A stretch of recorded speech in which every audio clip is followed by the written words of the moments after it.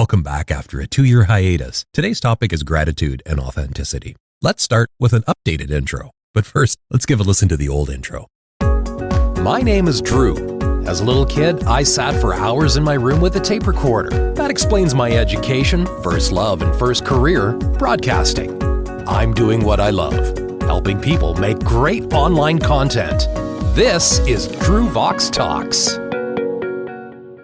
Hey, friendly sounding 90s radio guy, I love you. It's time for something a little bit more real. Hi, my name is Drew. This all started when I was a little kid. I used to spend hours in my room making sounds, doing impressions, and just talking into a tape recorder. Then I went to college for broadcasting, and I've been in the industry mostly since. I love and enjoy helping people make great online content. So welcome to DrewVOX Talks.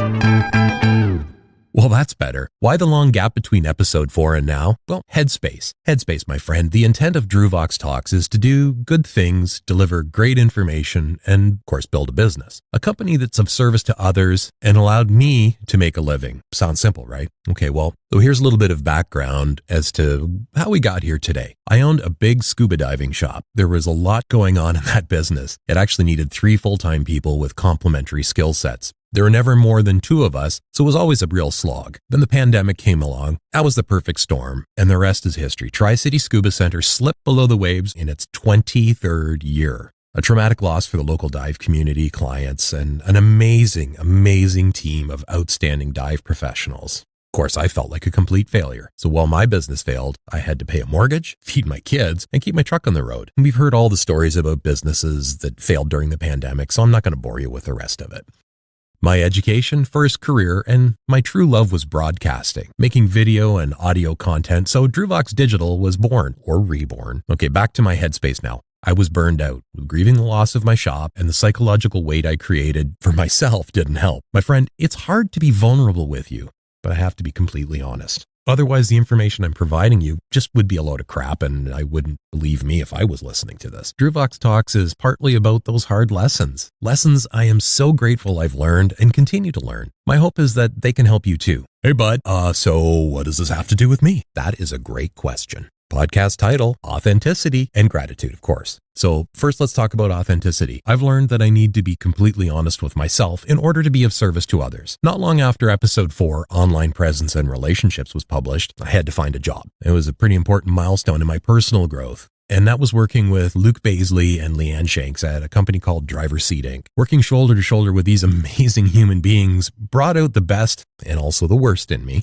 I'm going to invite them on future episodes, and let's hope they say yes. I'm pretty sure that they will. So Driver Seat is a shuttle transportation franchise that moves people in a very different but in an innovative way. They specialize in corporate and leisure transportation using vehicles with capacities of 7 to 24 passengers. Did I mention marketing was one of the hats I wore there? No, I didn't, because I'm just telling you now. Anyway, to say the environment was entrepreneurial and it's dynamic is the biggest understatement in history.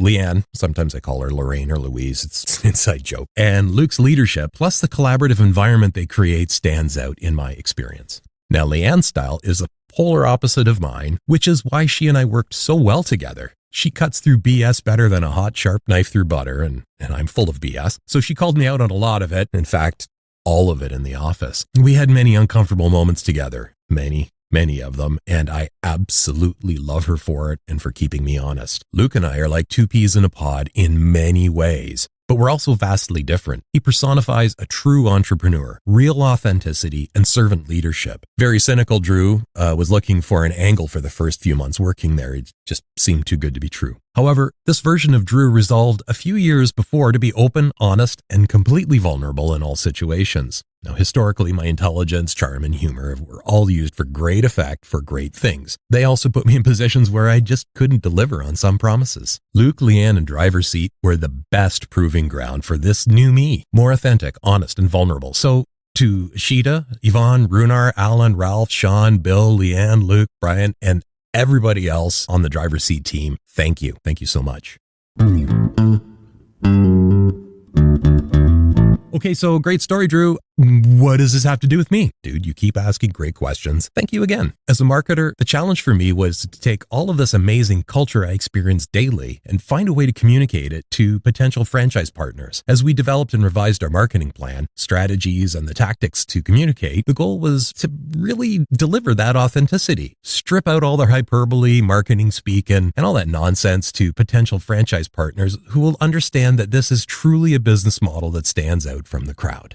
So how does one communicate authenticity, gratitude, and sincerity these days? How do you cut through the endless messages about amazing corporate cultures and the rest of the touchy-feely marketing speak? It's a show me, don't tell me thing. Fortunately, Driver's Seat has visionary leaders who live and breathe the values that are the company's guiding principles. Okay, awesome. So how does this relate to marketing?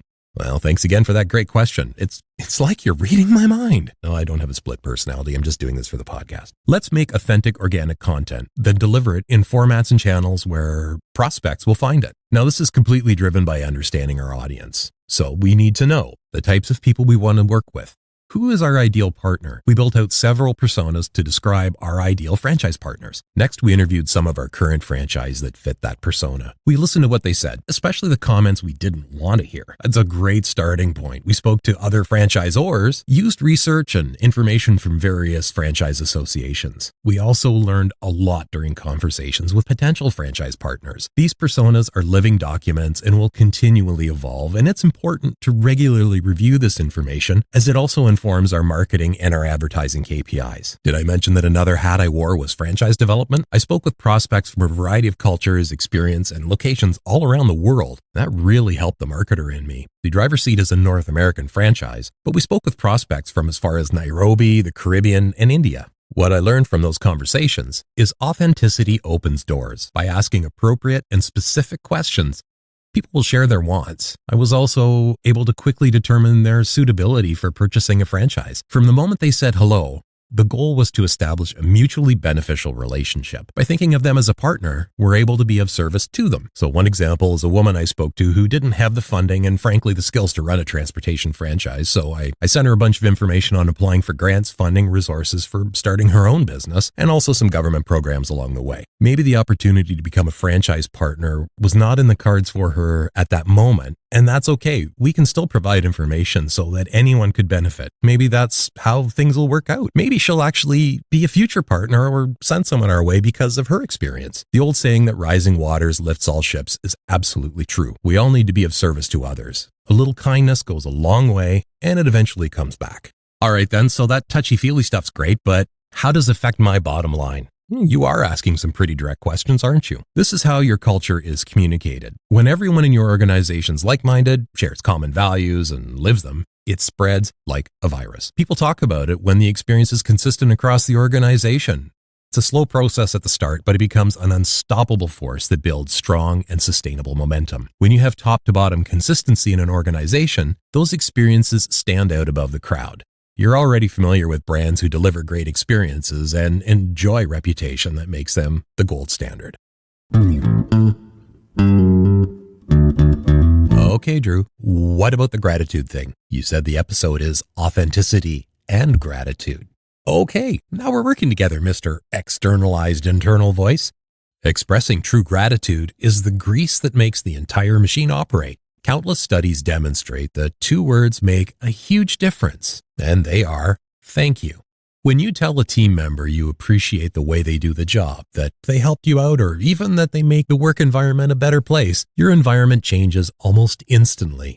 And the same goes for clients and prospects. Remember when I mentioned feedback from our franchise partners? An open and honest internal culture means they were comfortable sharing all aspects of their experience. So we asked them about their process of making the decision to invest in a franchise, what their experience was like from inquiry to completed purchase, and of course the onboarding process. We also asked them about their training and first year in business. The meaty parts were the areas they were not satisfied with. It also identified gaps in the processes and procedures, of course, but more importantly for me was their take on our messaging, the consistency of their experiences, and how we communicated with them. What were their impressions of the company, and how would they describe it as if it was a person? Did they feel like a partner or somebody who just bought a product?